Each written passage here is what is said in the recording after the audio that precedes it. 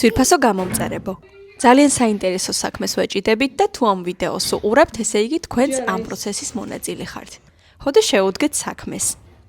ეს სახლი 1961-62 წლებში საკუთარი ძალებით ააშენა ბაბუაჩვენმა, მამია ხავთასმა, ოზურგეთის რაიონული ცენტრიდან რამდენიმე კილომეტრში, სოფელ გურიანთაში. ბაბუაჩვენი დურგალი, ანუ ხისხელოსანი იყო. ხეზე მუშაობა განსაკუთრებით უყვარდა და როგორც თავად გვიყვებოდა, ბავშვობაშივე შეუსწავლია. უცნაურია, მაგრამ ეს ოთახი რატომღაც ასე დაუსრულებელი დატოვა.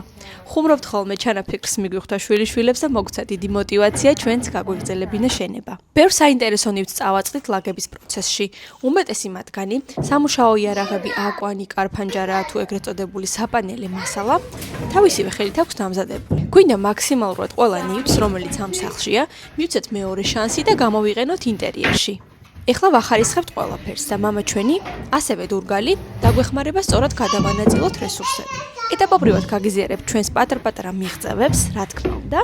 ამისთვის არ დაგავიწყდეთ სიახლეების გამოწერა.